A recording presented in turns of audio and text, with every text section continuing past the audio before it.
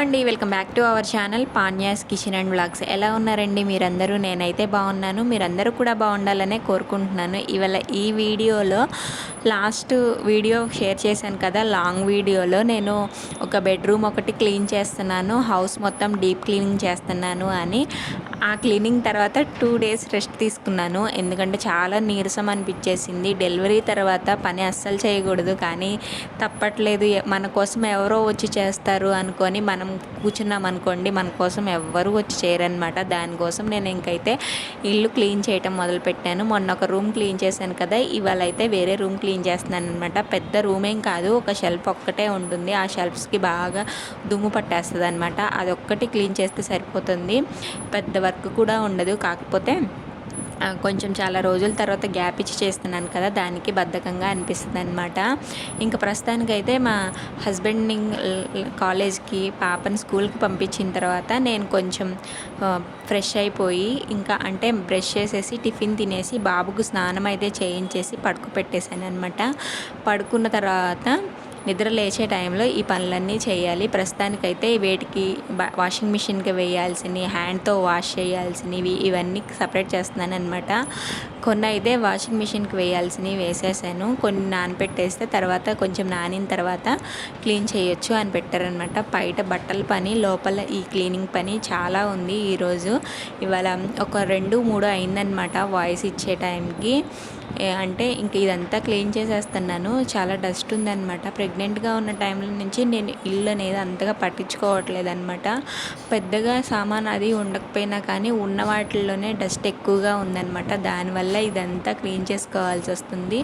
అందులో చిన్న బాబు ఉన్నప్పుడు కొంచెం నీట్గా లేకపోతే బాగుండదు కదా. చిన్నపిల్లలు బాగా కోల్డ్ కానీ, కఫ్ కానీ, ఇలాంటి ఎలర్జీస్ అవి వస్తూ ఉంటాయి. ఎందుకో ఇంత డస్ట్ వచ్చేస్తుంది అనిపిస్తుంది అనమాట. అందులో నేను క్లీన్ చేయక కూడా చాలా రోజులు అయిపోతుంది, దానివల్ల ఏమో కానీ ప్రస్తుతానికైతే క్లీనింగ్ ప్రాసెస్ అయితే మొదలుపెట్టాను. మొన్న ఒక రూమ్ చేశాను కదా, ఇవాళ వేరే రూమ్ అనమాట. ఈ కబోర్డ్ కనిపిస్తుంది కదా, ఇది ఒక్కటే క్లీన్ ఉంటుంది. అందుకని పైన అరలే, కింద అరల్లో ఏం పెట్టనండి. ఎందుకంటే పాప ఉంది కదా, ఏదైనా పెట్టినా కానీ లాగేస్తూ ఉంటుంది అని.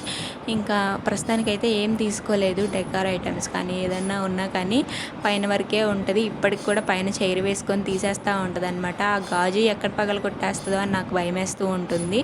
ఇంక ఈమె టర్న్ అయిపోయిందంటే మా బాబు వచ్చేసాడు. ఇంకా అతనికి అందే టైంకి వచ్చేసరికి అన్నీ కిందేస్తారనమాట. ఇంకా పైన ఉన్నాయి అన్నీ బూజు బాగా ఉంది, అవి దులిపేసి పైన ఉన్న వస్తువులు ఉంటాయి కదా, వాటికి కూడా డస్ట్ ఉంటే వాటి వేరే క్లాత్తో క్లీన్ చేసేసుకుంటున్నాను అనమాట. ఇంకా బాబు అయితే పడుకొని ఉన్నారు. ఈ లోపు అయితే హెల్పర్ అయితే వస్తుంది అనమాట. ఇంకా అలా కొంచెం క్లీన్ చేసామనుకోండి, తన పని తను చేసుకొని వెళ్తుంది, నా పని నాకు ఉంటుంది. ఎంత హెల్ప్ ఉన్నా కానీ మన పనులు మనకు ఉంటూనే ఉంటాయి కదా. సో ఇవైతే వాళ్ళు చేయరు కాబట్టి నేను చేస్తున్నాను అనమాట. ఎందుకంటే ఇంకా మనం ఎంత నీట్గా పెట్టుకుంటే అంత మంచిది అనిపించేసి చేస్తున్నాను. ఇంకా ఈ దివాన్ కాట్ మీద బెడ్షీట్స్ ఇవన్నీ తీసేసి మళ్ళీ డోర్ కర్టన్స్, డోర్ మ్యాట్స్ ఇవన్నీ కూడా క్లీనింగ్ పెట్టేసుకున్నాను ఇవాళ.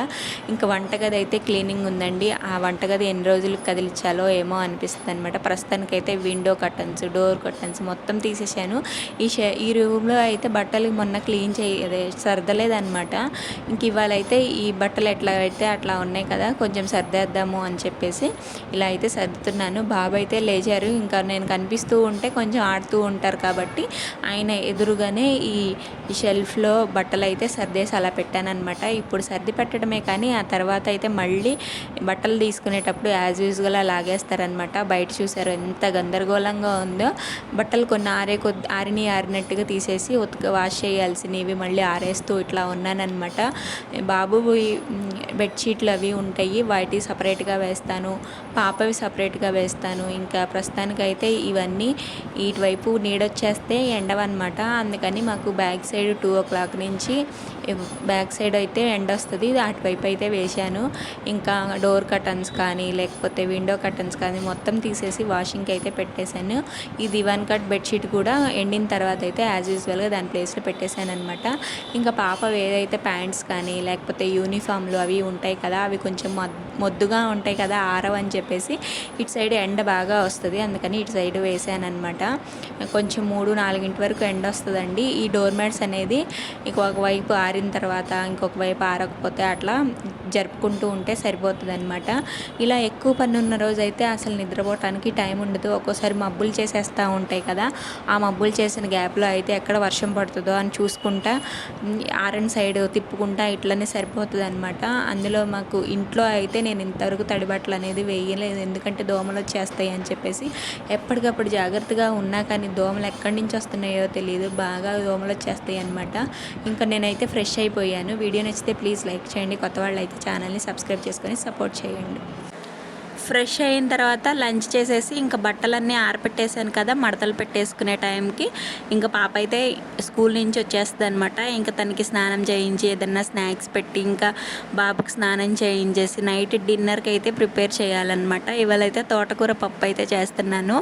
ఒకవేళ ఎక్కువ ఉన్నా కానీ నెక్స్ట్ డే కూడా బాగుంటుంది, బాక్స్లో కూడా ఉంటుంది అనేది అయితే చేస్తున్నాను. ఇంకా నెక్స్ట్ డే మార్నింగ్ లేవగానే ఏదో ఒక టిఫిన్ చేసేసి